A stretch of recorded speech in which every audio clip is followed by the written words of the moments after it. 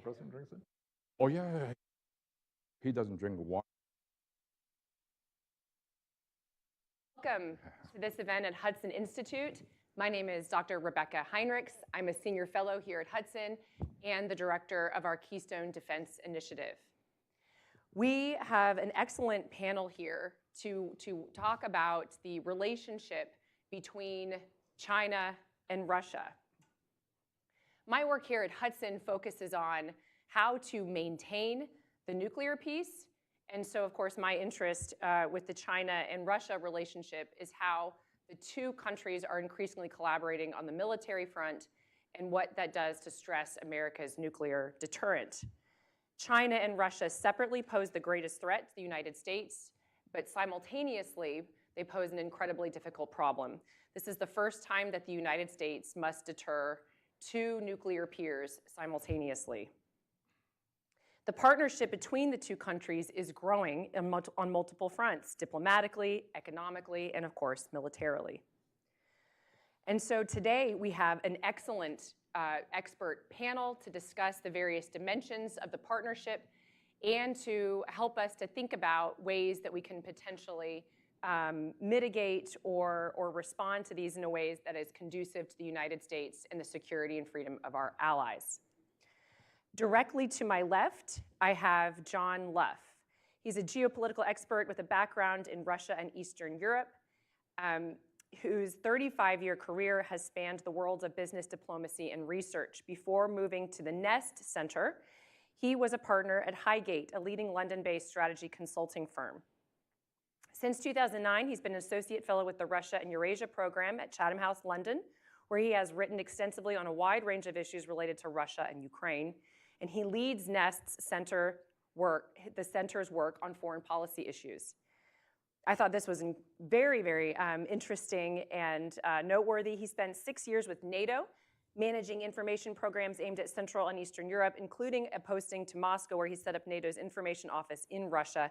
He was the first alliance official to be permanently based in Russia from 1995 through 1998. Sergey Aleksashenko is an expert on the economics. Oh, wait, well, I'm going to drop. This isn't Sergey right here, but we've got Sergey here on the end. I feel like it's Sergey now. Yeah, why not? Let's change names. Sergey and Miles. Sergey is an expert on the economics of Russia and Ukraine, as well as the global economy and financial system. He is well known for his publications and commentary on economic change in Russia. His work focuses on macroeconomic issues and the structural transformation of the Russian and Ukrainian economies after the collapse of the Soviet Union. And he leads Nest Center's research on economic issues. Between 2021 and 2024, he ran his own consultancy business, advising clients on political and investment development in Russia, Ukraine, and other countries of the former Soviet Union. He left Russia as a political refugee in 2014. And from 2015 to 2019, he was a non-resident senior fellow at Brookings. In 2017 to 2018, he contributed to the drafting of Alexei Navalny's presidential program. We're thrilled to have him here with us as well. And my friend and colleague here at Hudson, Miles Yu. He's a senior fellow and director of the China Center at Hudson Institute. He is also professor of East Asia and military and naval history at the United States Naval Academy in Annapolis, Maryland. Dr. Yu specializes in Chinese military and strategic culture, U.S. and Chinese military and diplomatic history, and U.S. policy towards China. Dr. Yu joined the Trump administration during the first administration and served as the China policy advisor to Secretary of State Mike Pompeo. In that capacity, he advised the secretary on all China-related issues, helped overhaul U.S. policy towards China, and participated in key U.S. government interagency deliberations on major policy and government actions with regard to China and other East Asian countries, including Japan, South Korea, and Taiwan. I think it's not an overstatement to say that the United States really getting on much sounder footing in deterring China and understanding the Chinese Communist Party is really owed to the work of Dr. Yu, and so I'm thrilled to have him here with us today as well. And with that, I'm going to turn it over to John, if we can, and then for a few minutes of remarks. Then we'll go to Miles, and then Sergey, and then have a discussion. Over to you, John. Thank you, Rebeccah. Good morning, everybody. It's a great pleasure to be here. I believe this is my first visit to Hudson. So it's great to be on a panel here. So I want to make three points. Firstly, I want to talk about the nature of the relationship between Russia and China. This is not an alliance, as is often commonly believed. It is a deep and indeed deepening relationship. It's a partnership based on cold strategic logic. Each side needs the other. And for Russia, China is a very significant force multiplier. Both sides see a historic opportunity to displace Western influence in the global system and to rebalance it in line with their interests. Now, I'd add that this vision is somewhat vague. For Putin, it's this kind of polycentric system that can somehow be harmonized to the advantage of all. It all sounds so wonderful. And President Xi, you've got the sovereign equality principle that was loud and clear in the governance initiative that he put forward recently at the Shanghai Cooperation Organization meeting. Both talk about the need for greater democracy in international relations, not something that applies at home, of course. But there are, I think, important differences too between them. Firstly, Russia is, in its current form, is attracted by disorder and is happy to embrace it. It's in a hurry to change this sort of international constellation. Meanwhile, it seems to me that China prefers a slower and more ordered approach to change. So I think there's actually quite a sort of fundamental difference there. And one should add also that for all this sort of bonhomie between the two leaders, there is an underlying distrust between Russia and China, and it's quite significant. I think the Chinese intelligence services are very active, it seems, in Russia. Most of the arrests of Russian academics and others in recent years have been, in fact, related to accusations of cooperation with the Chinese side or of recruitment by the Chinese side. So that's quite an interesting sort of dimension to this relationship. My second point is that Putin at the moment is sitting pretty. He believes he can win the war in Ukraine quickly, and he sees the erosion of the transatlantic link being, I think, at a sort of reasonably advanced stage. He's not afraid of more US sanctions, and he sees the possibility for a reset with the United States on the basis of a pragmatic relationship. And this promises to lead to the emergence of effectively a tripolar world, with Russia as a kind of geopolitical pivot between the US and China. And I think from the Kremlin's perspective, this is achievable without, in fact, without having to give too much away. So in that sense, I think Putin feels quite confident and sees that he can both bring value to China, but at the same time retain a voice for Russia in this I suppose, constellation that may emerge. So my third point is that the notion of this reverse Nixon strategy is, of course, a fantasy. Why would Russia want to turn away from China when it currently receives so much benefit from that relationship? The distrust in the United States is far greater than it is towards China. And there's no doubt that the Kremlin retains a perception of the US deep state. It doesn't believe, I think, fundamentally that this is going to go away anytime soon. And then you have the Chinese support for the war in Ukraine, and this is absolutely vital. And I don't think Russia would be fighting the way it is today if China had not been behind it. And it's not just a question, of course, of buying crude oil from Russia, but also the provision of these dual-use technologies. And somebody pointed out to me a while back that when Russia built its defensive lines after the Ukrainian counteroffensive of late 2022, there was something like, I think, 2,000 bulldozers that were delivered from China to the Russian Federation, and that led then to the construction of this so-called Surovikin line. So those technologies, a variety of them, of course, now being used in the Russian drone industry, are very, very important. But there have been more banal things as well, hence the reference to the bulldozers. But Beijing definitely does not want to see Russia defeated in this war. I think it's absolutely clear, and they've even said as much. So the eternal question in Russia, what is to be done about this? Then I I'm not somebody who is in a position to offer strategic advice to the government of the United States, but I would say that if the war in Ukraine can be ended, I think that will take some of the short-term impetus out of this relationship and this very strong need to cooperate. And in fact, then raise perhaps broader questions on both sides about where all this is going and in fact, what is achievable. Thank you. Miles. Thank you, Dr. Heinrich, and you've always been a leader in the nuclear strategy and issue here, and also a good friend. So this actually, participating in this panel brightened my day, because this morning I was rather down because I was waiting for a call from Nobel Committee from Norway, but the call didn't come, so I feel, but this is bright light. Now here's the thing, Russia and China, well, over the last about 100 years or so, the world was kind of, we have been living in some kind of dichotomy, if you will. It's like a great divide. That is, roughly, you can translate into some kind of two camps, right? East and West. So that is, for much of that period, this two-camp system, dichotomy, manifests itself in the form of the Western democracy versus communism. So, and then let's just, if you were in use Hollywood parlance, is good guys versus bad guys. So today we're going to focus on the bad guys side.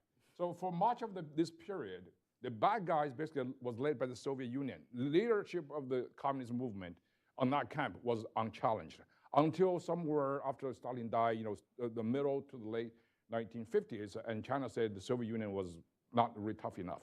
They were not good. So China wants to take leadership. So that ethos of Russia and China competing for the #1 bad guy has always been the kind of mentality. There's a very interesting dynamic between the two. Now, of course, there is a revolution of 1989, and subsequently the Soviet Union collapsed in the early 1990s. So China say, hey, listen, Russia, the Soviet party is not good enough. They failed. So China now carries the torch of the communist movement. It believes it's the only savior of the socialist vision, right? So Russia, of course, has a very different agenda, no more communism, but Russia has this ambition of restoration of its past imperial glory. So we call it the revanchism, whatever you call it. So that basically is where right now. So I think China and Russia, I mean, the sheer reality is that Russia and China, they're not really on a par in many, many aspects. Russia's economy is tiny compared to China's. It's less than 1/10 of China's economy. So this is what we're talking about. Russia has a decisive advantage over China in terms of nuclear arsenal, and it's basically in that area. But in the conventional arena, China also surpassed Russia in many aspects, right? It's the technology and the military advancement. So, but there's something very common among these two. Number one is what unites the two is no longer communism versus democracy. Rather, it's basically anti-West sentiment, as John said very eloquently earlier. So anti-West out of a different kind of a motive, right? So, and for Russia, basically putting inside NATO.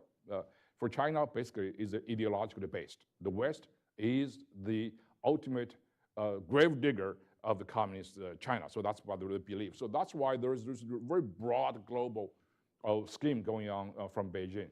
But they all share the anti-West similarities, that's one.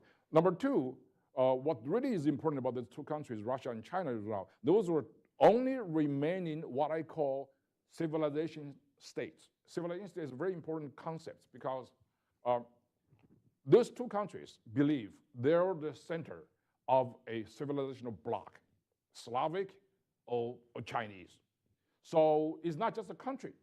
And this is very important. This is this mentality of a civilization state propelled Russia to invade Ukraine because Vladimir Putin didn't believe Ukraine should have a sovereign and independent stance because it's part of the Slavic, Russia-centered civilization. So China has the same thing. So, so you have that kind of mentality.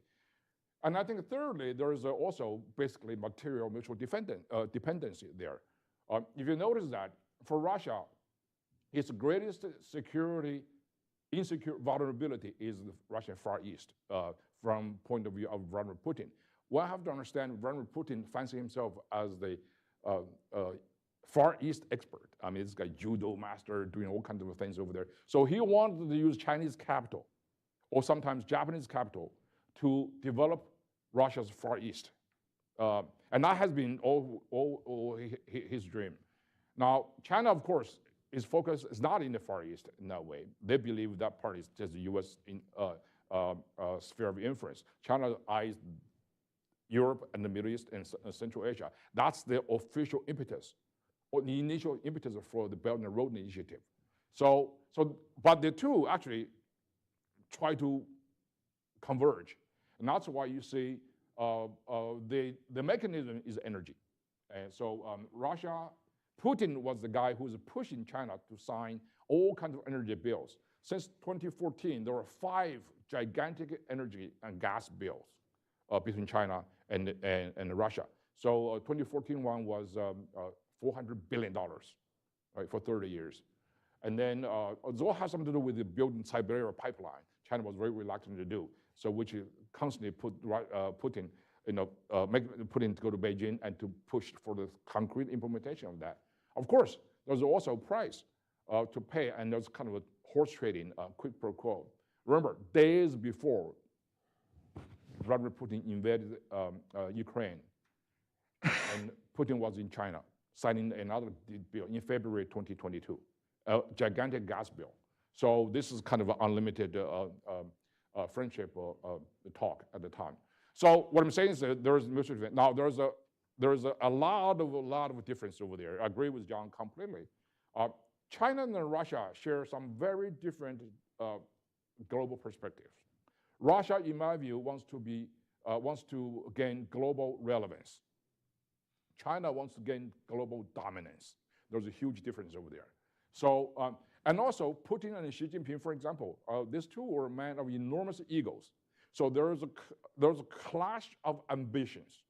Even though they share broad anti-West ideology, they share broad logic of aggression. Over Taiwan and Ukraine, the same kind of logical aggression. But they have a different vision over there on their ego. Very much like Hitler and Stalin. I mean, at times they work together, right? They signed this treaty in 1939. And of course, ultimately, they're going to have some kind of fundamental clash. The clash also centers on, also has something to do with the legacy of history, because Russia has a lot more friends, traditional friends, developed during the Soviet era. In the Chinese neighborhood, all of Russia's traditional friends are Chinese adversaries. They hate China. India and Vietnam, for example. So this is very important. And I think that Russia does not want to abandon that part. And Russia has also a very strong relationship with the ASEAN countries. Remember, in February 2016, ASEAN, all of the heads of state of the ASEAN countries went to Sochi for a ASEAN-Russia summit. And if you read the Sochi Declaration, they call it, and it's really, really interesting because they talk about, this is at the height of the Chinese-Filipino debate. You know, the controversy, the court case in The Hague. So, and in this atmosphere, I mean, the Sochi Declaration said, we're going to uphold the freedom of navigation, we're going to respect the territorial integrity, we're going to basically no use of force to settlement in the South China Sea. That's all in China. So they share that part of it too. So that's different. That's why you see every time Russia sells weapons to China, and Russia sells the exact same weapons to Vietnam and India, with which to counter China. So that's a very interesting dynamic. So they have a different different approach. And I think it also about the reverse Nixon-Kissinger, we don't have to exaggerate the degree to which Nixon and Kissinger were brilliant. I mean, the whole idea of Kissinger, not reverse, the Kissinger approach to China is a fantasy. If you know, 1971, 1972, what was Nixon's pre-occupation. They were not the Soviets. It was the Vietnam. So the entire motive, impetus for Nixon administration to go to China was to ask China to help China just get out of Vietnam so Nixon could win 1972 re-election. It was the Chinese, Mao Zedong and Zhou Enlai in particular, that want to elevate this kind of transactional deal with the United States to a much more strategic level, because China and the Soviet Union were almost at war with each other. 2 years before that, they actually almost went to the war, right? So you see, China wants to play. It's Nixon and Kissinger keep saying, we play the China card very brilliantly. That's not true. The reverse is true.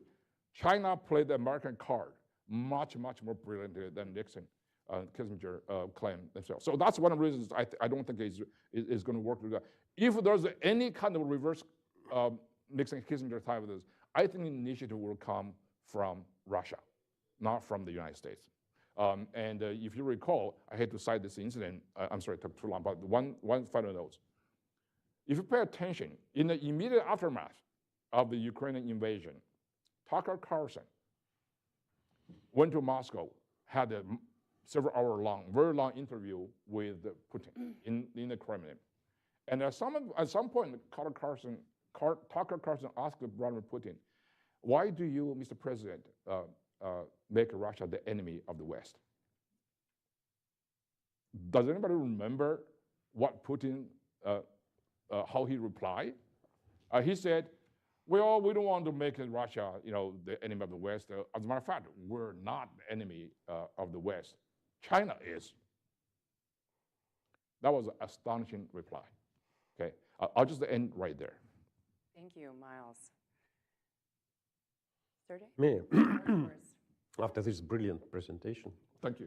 I have to talk about some boring, about economics, about numbers, about money. But I remember from my childhood I was raised in the Soviet Union, as you can remember, this fight between good guys and bad guys. Of course, Soviets were good guys. Americans, they were bad guys. They were bad guys. They defeated us in ice hockey in 1980, so we cannot forget it. I grew up in communist China, so when we grew up, we came, don't waste any food because look at it, the starving children in the United States. Yeah, correct. And talking about economic relations about Russia and China, I will split it in three parts. First is trade, and the second is investment, and third is technology. On trade, nothing strange is going on. You talked about gas and oil deals, but we with John had our history in the beginning of 2000s. Strangely, in the private business, we were participating in the joint stock company, owned a huge gas field near Irkutsk in eastern Siberia in Russia. It's independent, it was independent, owned by Russian oligarchs. And we dreamed about agreeing with China on export gas to China. It was 2000, 2001, 2003, well before Putin went to China. And the idea of oil pipeline to China from eastern Siberia was originated by Mikhail Khodorkovsky in 2002 in Yukos, well before Putin thought about this. So for Russia, Russia is a country that is exporting natural resources, commodities. That is the basis. Oil is primary resource, and all the rest is, okay, up to 80% is oil, gas, metals, wood, pulp, grain, so that's it, fertilizers. And nothing strange was with gas and oil pipelines, because historically Russia, Soviet Union exported them to the West. And it was dependence. Not only Europe dependent on Russian gas and oil.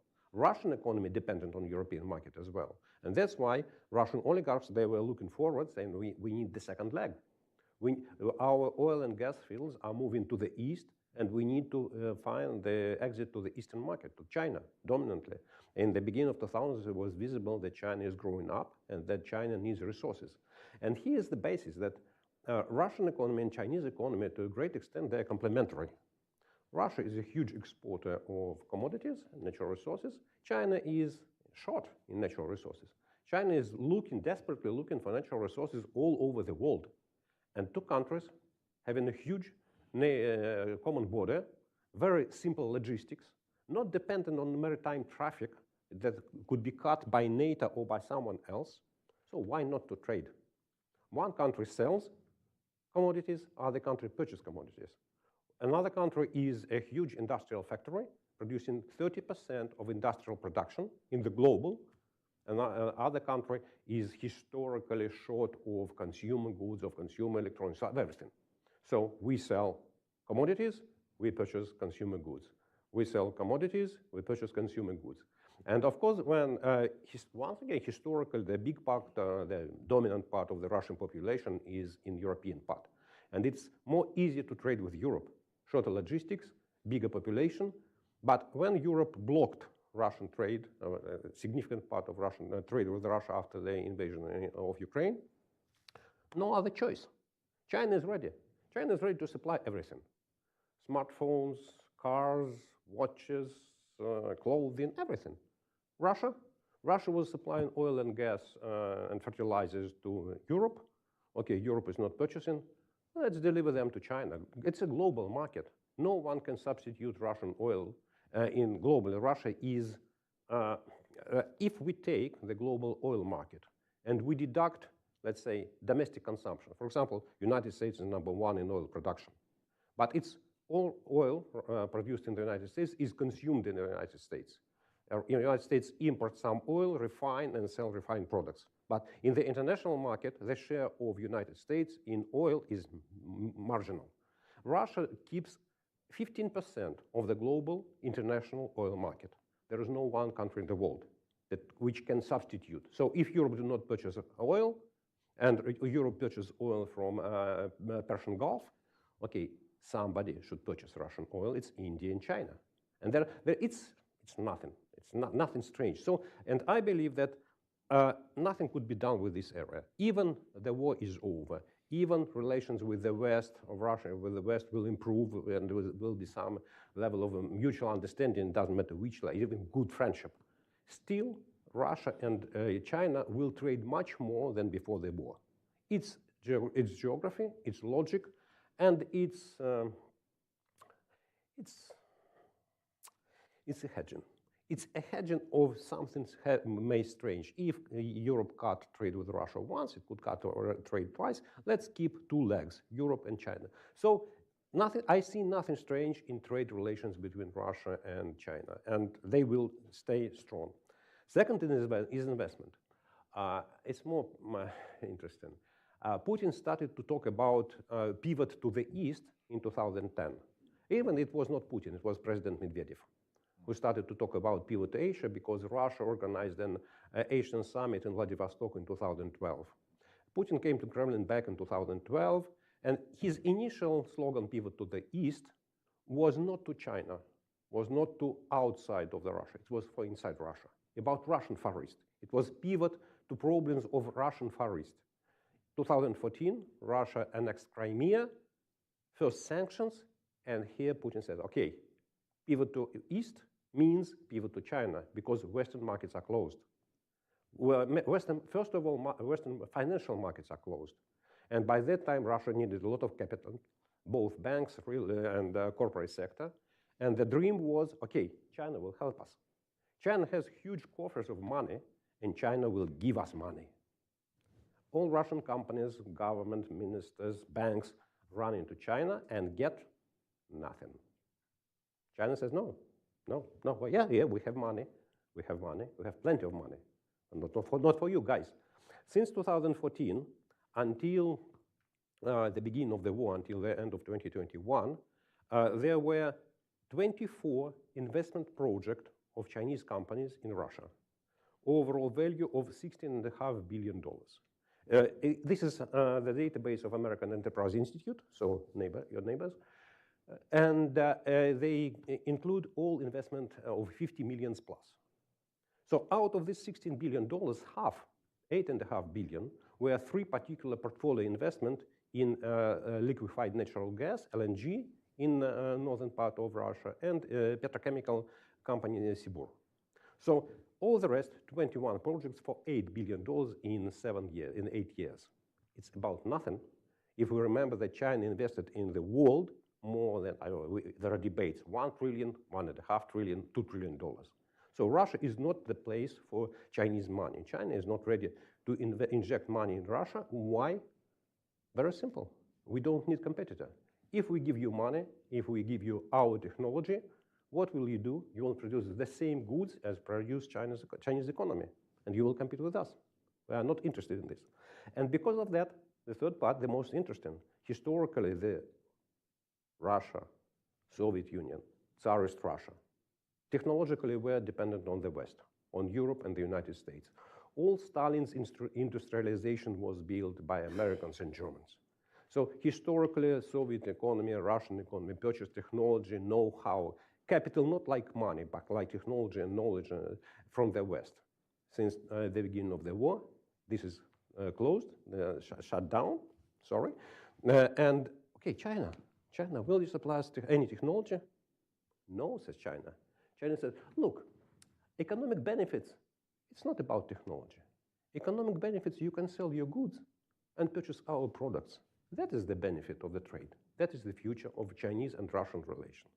So, and if we talk about what could be done, further on, is there any way for the US administration to make a pressure on Russia-Chinese relations? It's about technology. Yes, if the economy has no access to investment in technology for 2, 3, 5 years, you can see no result. So statistically, no evidence. If it is 10 years, lack of investment is technological degradation. So when the war is over, and when the dust will disappear, the fog of war will disappear, Russia will start to dream about access to technology. And here's the bargain coin for the West, for the US. Okay, we have technology. You need technology. Let's think about this. So thank you. Wonderful. I'd like to, I want to press a little bit on this theme of China's interest in Russia's war against Ukraine. Because I think, John, you raised a really interesting point about how if that war ends, that there might be a potential opening where the two of them may not have such a motivation to continue working together. But isn't China highly motivated in Russia continuing the war against Ukraine? And because there seems to be, and the reason I think this is important, because sort of there is this American persistent thought, and it was really prominent during the Biden administration, less so during the Trump administration, but definitely during the Biden administration, that perhaps we could get China to pressure Russia to end the war in Ukraine. Why is that not a useful framing and way for the United States to expend its diplomatic energies? Well, I think up until relatively recently, from a Chinese perspective, it was useful to see the United States and its allies distracted by Ukraine. But now with the reduced interest from Washington in, how shall I put it, diplomatic European affairs, then I think that calculation has to change. I think from the outset, the Chinese were definitely not expecting a long war.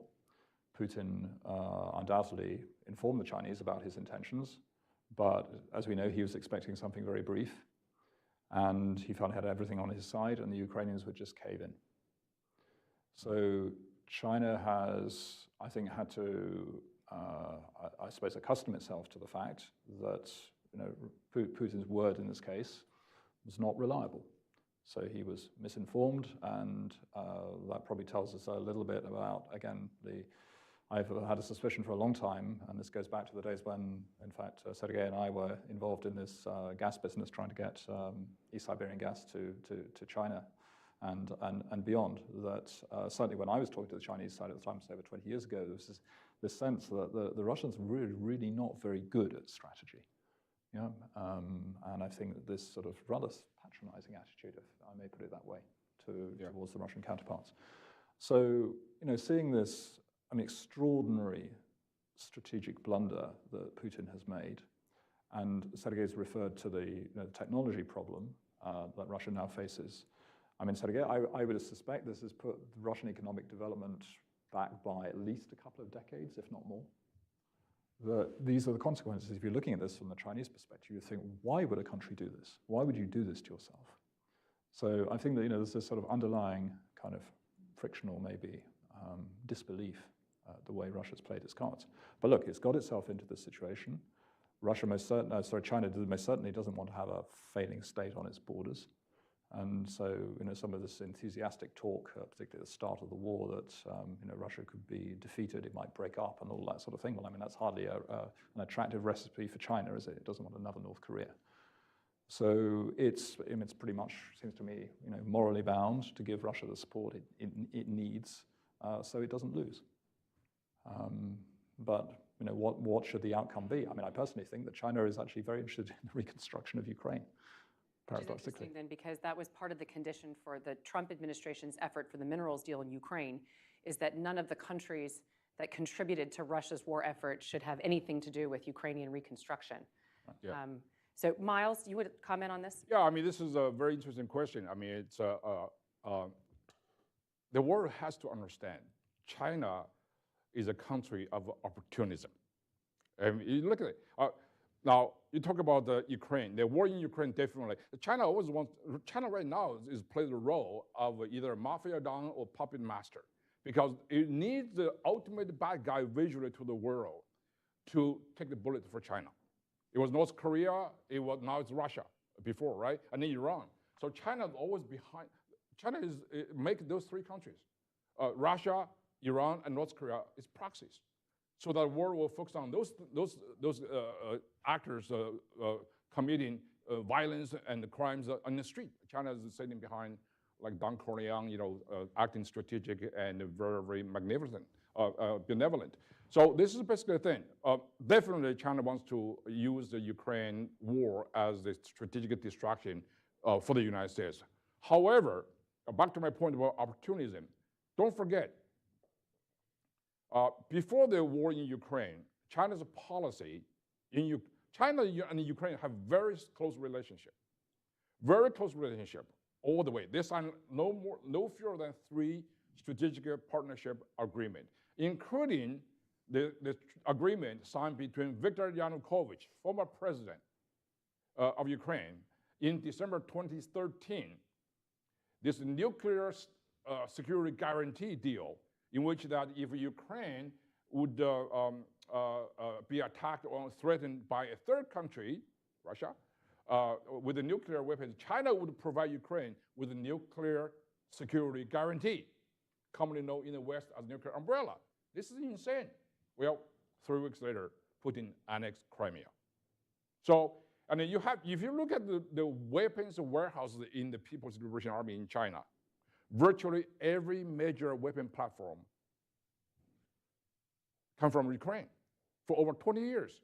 Russian design and from so that's at a fraction of the price. Vladimir Putin, so one of the major income of this economy is weapon sales. So China sabotaged Vladimir Putin's major money source. So that's why he was mad at China, and mad at Ukraine for a long time. So if you go to China, the heavy engine bombers, it's the first aircraft carriers, the missile technologies. You go to China, there are a lot of Ukrainian villages over there. A lot of Soviet-trained Ukrainian weapon experts live in China. They've been there for decades, right? So that's why before the war in Ukraine, China basically was very anti-Russia in a very subterranean, furtive way. Because Vladimir Putin's dream of competing with the West economically is his grand design, something called the Eurasia Economic Union. There are 4 core members of that union, led by Moscow, of course: Russia, Belarus, Ukraine, and Kazakhstan. Over the last 2 decades, China has been consistently undercut. They bought out much of the Kazakhstan, China, and then Ukraine was the crown jewel of the Vladimir Putin's dream for the future. So that's why there's a lot of stuff going there. And then the war in Ukraine started 3 years ago. China said this is basically a very good anti-West united front. So China switched sides, completely betrayed its strategic partners of Ukraine. So none of those treaties agreement play any role at all. So this because there's an anti-Western union over there, and I think in this case though, back to the second point that both Sergey and John mentioned about Russia lacks a strategic vision. This is so true. I mean, listen, Russia's pivot to the east, Far East, is really, I believe, is Putin's obsession. So the key point of disagreement between China and Russia, despite all the agreements, is about development, particularly in pipelines, economic construction in the Far East. China didn't want to put money; they just wanted to get gas and oil, but not really build up this infrastructure. So that's one of the sticking points. The country that really realized this strategic focus of Russia was Japan.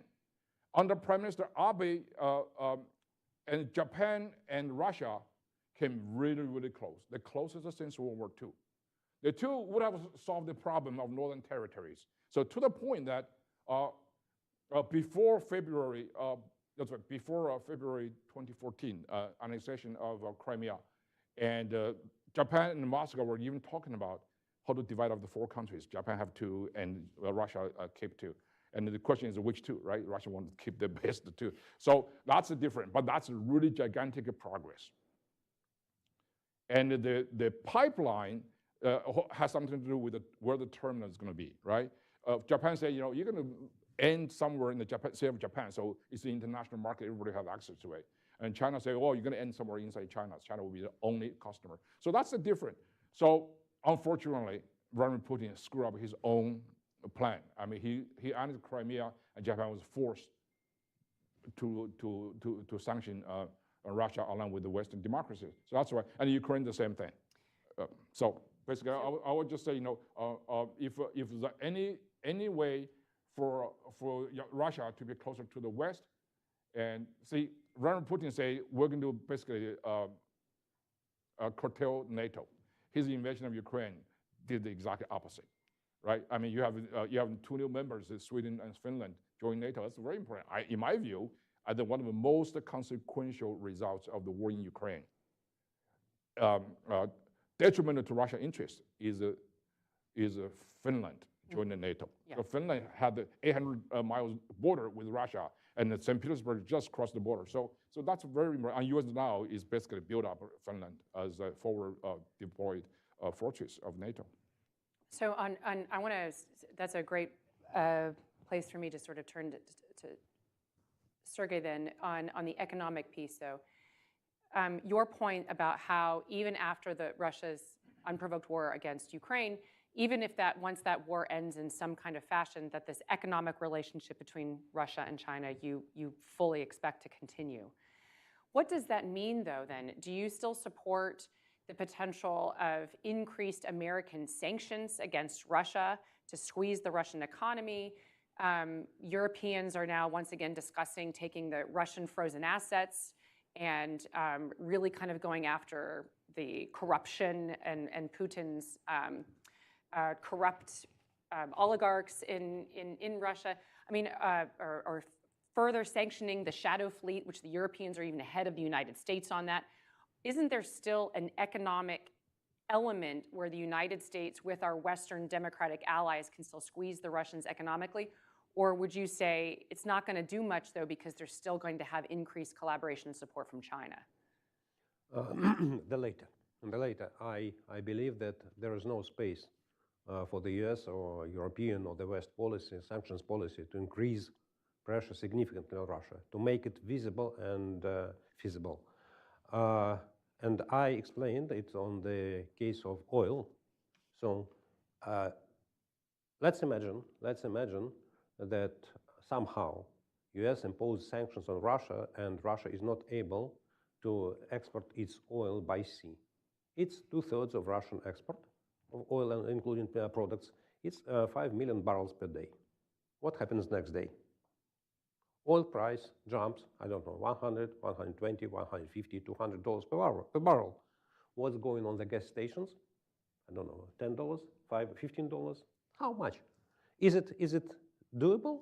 in the United States? Can any administration in the United States survive after that? No. No, it's not possible. The problem is that Russian economy is, its basis is natural resources, commodities. And the global economy cannot survive without them. In 20 different types of commodities, Russia keeps one of the 5 top places as biggest exporter. So that's it. You can remember in 2018, the first Trump administration imposed sanctions on Russian aluminum company Rusal, saying, okay, we ban everyone to trade with Rusal, its entities, and so on and so far. Rusal is one of the 2 biggest non-Chinese global aluminum companies. And the sanctions should be effective 6 weeks from now. In 2 weeks, aluminum price in the United States increased by 20%. And the next day, their administration said, okay, so let's forget about it. Let's negotiate. Let's make a deal. Let's make a deal how to make the owner of Rusal be out of control of those companies, but no sanctions anymore. So it's not possible. It's not possible, and because there is no substitution for Russian natural resources. But there is no any economic means to do it. There is Russia violated international maritime law in Azov Sea, in Kerch Strait, and Black Sea. So, okay, you want to block Russian sea export of oil, maritime export of oil? Okay, block Danish Straits. Put, I don't know, 3 U.S. Navy's ships in the straits, no tankers in and out of the Baltic Sea. It's the core export facilities of Russia in Baltic Sea near St. Petersburg. It's very simple, no sanctions, just a blockade of Cuba in 1962. It's doable, it's easy, but $15 per gallon on gas stations around Washington, D.C. That's the price. That's the price of the question. About frozen assets, you haven't mentioned that I'm a former central banker. I was the first deputy governor of the Central Bank of Russia in mid-90s. And one of my first duties there was to analyze the security position of Russian foreign exchange assets abroad of the central bank. And the unanimous conclusion was that, okay, assets of the central bank are free of any legal disputes. So no one country can take assets of the central bank. Confiscation of assets is doable. It's a part of criminal law. It may be punishment if the crime is occurred on territory of the country. Russia's central bank assets are held majority in Belgium. So what is the law, criminal law, violated by the Central Bank of Russia in Belgium? That you may say, okay, Central Bank has violated some criminal law, and because of that, we confiscate its assets. No, it's not possible. It's not possible. So I do not believe there is any way to increase economic pressure. And it's not about the war. It's not about the war. For Putin, up to now, economy is not a reason to rethink his opportunistic ambition to invade of Ukraine. It was very opportunistic. It was very simple. It was 3-week invasion, like Budapest in 1956, like Prague in 1968, like Afghanistan in 1979. So Afghanistan was 10 years war after that. But initially, it was just in 3 days invasion, and that's it. It was very simple. Crimea, three days, and it's done. It's very opportunistic. But it's about war. It's not about economy. I mean, I would just say, though, but the Russian economy is doing so poorly. I mean, to your point, John, part of China's now potentially looking at Russia as a bad bet is that Russia has made such a terrible calculation for its reckless invasion of Ukraine. It is suffering economically. You do have this now addition of Finland and Sweden to the NATO alliance. Arguably, after the last NATO summit, the Trump administration has essentially switched and is now sort of really focusing on the increased lethality and strength of NATO. Seems to me that all of this has been such a bad consequence for Russia, which may create an incentive for the Chinese to sort of back away from this strategic partnership. Is that overly optimistic? I'll let you kind of think about that. And I do want to get time for questions, so I'll let you kind of think about that. Does anybody have a question sort of ready to go? Tom, I'm sure you do. Yeah.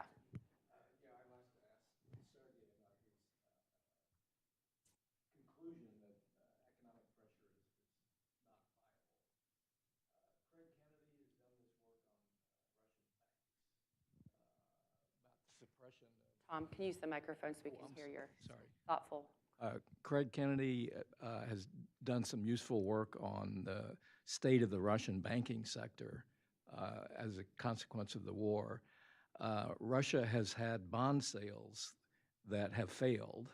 Their sovereign wealth fund is about used up.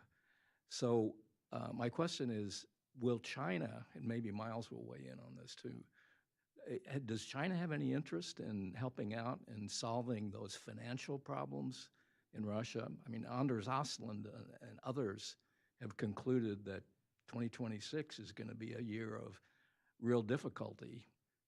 You have already got almost hyperinflation. So, Hyperinflation in Russia, 2026 predicted by economists that's going to be very difficult for the Russians.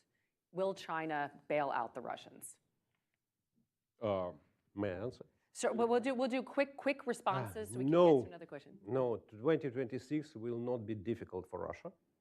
There will not be hyperinflation because hyperinflation is 20% per month. Current Russian inflation is 8% annualized in the recent 12 months to 8. It's less than it was in March 2022, 23 here in Washington. Yeah, it was 9%. And Russia has a very good, Russian government has a very good macroeconomic team, and keeping macroeconomic stability is not very difficult. So Russia done it several times historically in the recent 150 years. I know Craig Kennedy very well. I worked with him in Merrill Lynch. He is a good guy in oil and gas business, but not in banking and not in financial analysis. So in the banking system, which is 80% owned by the government, there could not be a financial crisis because the government will bail out any of those banks. So don't believe, guys, if you read Anders Ostlund, he promised Russia will fall down in 2024, okay, not 2025, 2026, okay. Sooner or later, Russia will face some significant problems, some crisis, but it may be after the war as well. So I seriously believe, yes, Russian economy is not in a good shape, in a great shape. Its growth virtually evaporated. It's 1% GDP growth, but it's okay. Russian people are happy. They never lived as good materially as they live today. Since 2013, before the annexation of Crimea, the living standards, the household consumption increased only by 2-3%, so in decade, no growth at all, but it is historically the highest level of private consumption. People are happy. Yeah, I think the way to sanction Russia, there's a direct way. I don't think there's many new sanction regimes left because Russia has been heavily sanctioned. However, there are many ways that could deal Russia, put a lot of pressure on Russia. Basically, the ultimate goal is to end the war, right?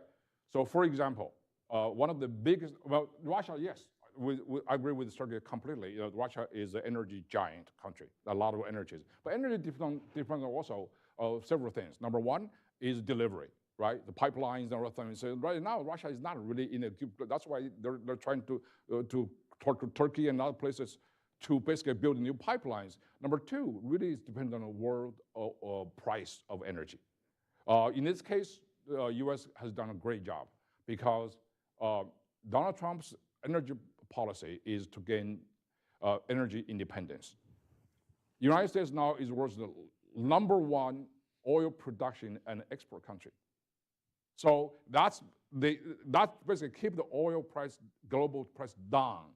If price is low, and Russian economy will suffer. So that's basically the logic, right? I'm not the economic good with numbers, but that's basically logic. I think the numbers will also agree with my assessment. Number two really is about levy sanctions, not directly against Russia because we have very little tool left, but we have a lot of Western banks who are doing really terrible business with Russia secretly. The leading rogue bank of the world is HSBC, the British bank. And they have done so many terrible things. With the drug cartels, terrorism, China, and so it's basically is a rogue bank. I mean, basically, U.S. government has imposed several very serious punishment against that. So those countries, those banks, Western banks, they have to get their act together. Thirdly, I think this is probably tangentially, but it's important, is to really urge the energy consumption countries particularly in Western Europe, to develop their own nuclear power energy independence. Do not really go to the path of economic energy suicide. That's the woke green energy. Germany is a very terrible lesson to learn from. So you got to really, really reduce your dependence on Russian oil. Rebecca, Yeah, sorry to interrupt you. Very important case about oil prices and oil production in the United States. You have to remember that costs of oil production in the United States are the highest. The average production costs are for new wells is $61 per barrel. For the existing wells is between 45 and 50. So if the oil price falls below 60, no new wells are drilled in the United States and oil production starts to decline. If the oil price is below 50, okay, production goes down very significantly. Cost of production of oil in Russia are $25 per barrel. So let's compete. I believe that if the United States, if the administration will push Saudis, is the only one country in the world which can increase production of oil is Saudi Arabia. If they inject another 2 billion barrels of oil in the international market, the oil price will fall to 50, and the United States will suffer first. Okay. Not Russia, but the United States. I don't drive an ICE car anymore. I drive electric cars, but I do pay attention to how much money I'm saving from the internal combustion engine cars. So that's why the prices, as far as I've seen, I mean, keep it very reasonable and even down. So yes, cost is more, but the factor is that the United States, as long as we don't buy oil from internal market, the price will go down because we're independent energy-wise. So that's what I'm saying is it could work. John, I want to give you just a couple minutes of last thoughts, and then I'll moderator's privilege to close us out. Okay, very good. Rebecca, I'm going to come back to the question you asked there about the bad bet argument. And I mean, I think you can construct here a counter-thesis, unfortunately, which is that if you look at what's going on in Europe at the moment and the United States from both a Chinese and a Russian perspective, you can say you've got this degree of polarization. You've got a loss of overall strategic vision.